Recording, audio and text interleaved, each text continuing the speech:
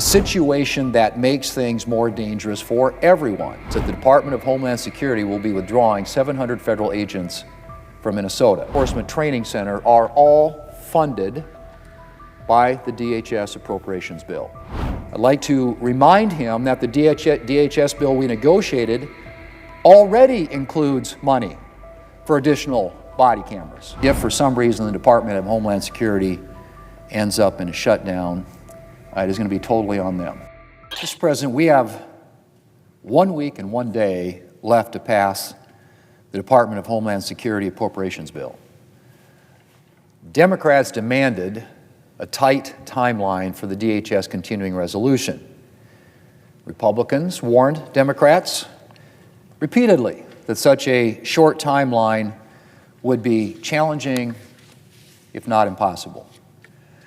But to prevent Democrats from shutting down a big part of the government and denying paychecks to soldiers and federal workers, we ultimately gave it to them. Now, the onus is on Democrats to negotiate in good faith and reach an agreement quickly. Notice I said negotiate, Mr. President. This is not a blank check situation where Republicans just agree to a list of Democrat demands.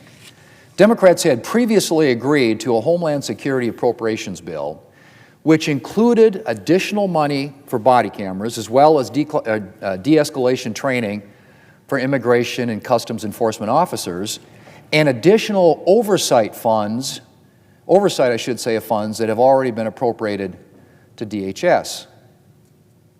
Those are all things that were agreed upon when that bill was initially negotiated and supported by Democrats in the House and the Senate.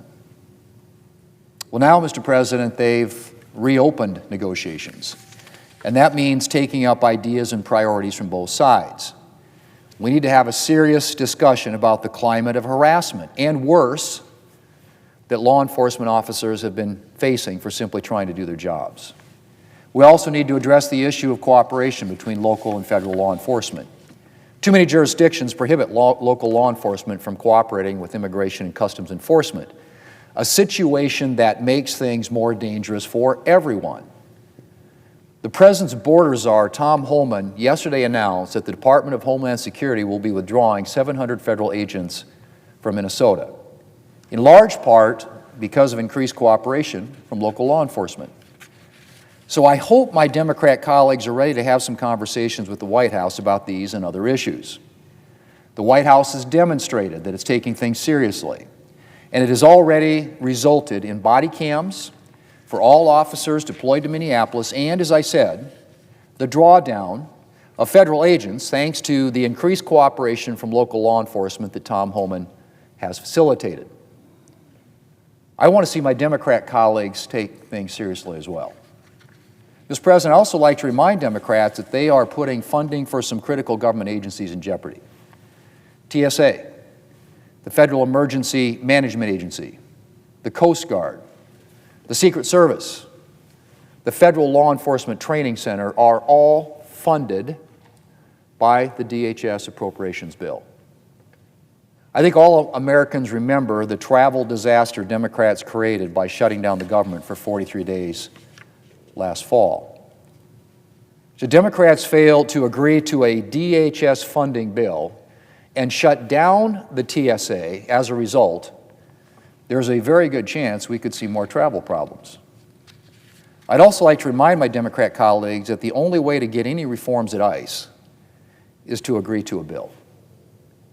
A CR would not include any of the reforms already included, as I said earlier, in the DHS bill, which they helped negotiate and supported before they changed their mind and didn't support it.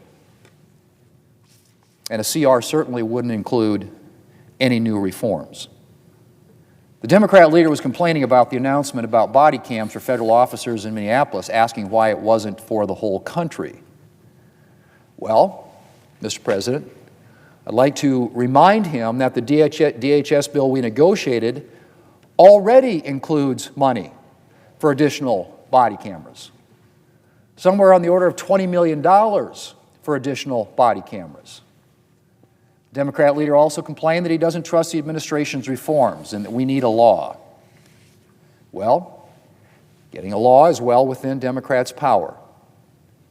But again, Democrats have to be willing to actually reach an agreement. If they're coming to the table demanding a blank check or refusing to consider any measures but their own, they're likely to end up with nothing, which is fine if Democrats just want a political issue. But if they actually want to do something, then again, they're going to have to be willing to reach agreement with the White House on a final bill. 1 week and 1 day more, Mr. President. That is the timeline that the Democrats demanded, and I say demanded, and actually got. They were granted. After having negotiated a 6-bill package, which included the DHS appropriations bill, they decided, no, we're not going to do that. People want to blame the White House. They want to blame Republicans. Republicans had nothing to do with that. It passed the House, the 6-bill package, including the DHS appropriations bill, with 341 votes in the U.S. House of Representatives. Almost 80% of the entire House had cleared the DHS appropriations bill that was included in the package that the Senate was going to vote on that the House had already passed. And then it came over here and the Democrats decided to blow it up. All of a sudden, the bill that they helped negotiate and write and be a part of, which included all the reforms that I mentioned, de-escalation training, body cameras, all those things were included in the bill that they said they didn't then want to pass. So they wanted a separate discussion about those issues and demanded that if we didn't give them that, they weren't going to vote for the package. And so they got what they wanted. And then we had a debate about how long should the CR go for to allow the sides to come together behind an agreement. And I suggested, Mr. President, our side suggested that perhaps 6 weeks would be a sufficient amount of time to have an earnest negotiation with all the parties at the table, and then time to execute actually passing whatever is agreed upon across the floor of the House and the Senate and getting on the President's desk. The Democrats demanded a 2-week CR or they wouldn't vote for the package. And so they got what they wanted, which is a 2-week continuing resolution to fund the Department of Homeland Security and the other things I mentioned, FEMA, TSA, Coast Guard, all those things, for 2 weeks. And yet they haven't appeared yet to want to negotiate on all the things that they're demanding. They put out a list of demands yesterday. Our team, our folks, have tried to get with them to sit down at the table and with the White House to reach an agreement that would enable the Department of Homeland Security appropriations bill to actually be passed here in the Senate and the House and sent to the President. But that is not right now even in the realm of possibility, Mr. President, because they're not engaging. We've got a now 1 week and 1 day time frame in which to do this, which is entirely unrealistic. And a Democrat Party in both the House and the Senate, which seems a lot less interested in getting a solution to this than they do in having a political issue. Mr. President, if for some reason the Department of Homeland Security ends up in a shutdown, it is going to be totally on them. They will own it. We have tried repeatedly. They have agreed repeatedly before they decided not to agree and to demand something else, which they also got. But as of right now, we aren't anywhere close to having any sort of an agreement that would enable us to fund the Department of Homeland Security. And so, Mr. President, I would hope that the Democrats will come to the table. The timeline that they asked for has been granted, and I hope that they are finally ready to get this done. It's important for the American people.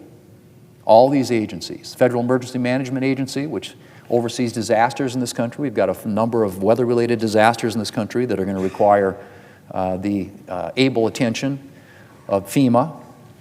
A lot of important agencies, Mr. President, that won't go funded if they remain in this posture of resisting anything that doesn't give them all of their demands, but worse yet, Mr. President, not only insisting on all the demands, most of which are, as they know, very unrealistic and unserious, but perhaps even more important than that, at least as of right now, not even willing to engage in a negotiation and discussion to try and reach a result.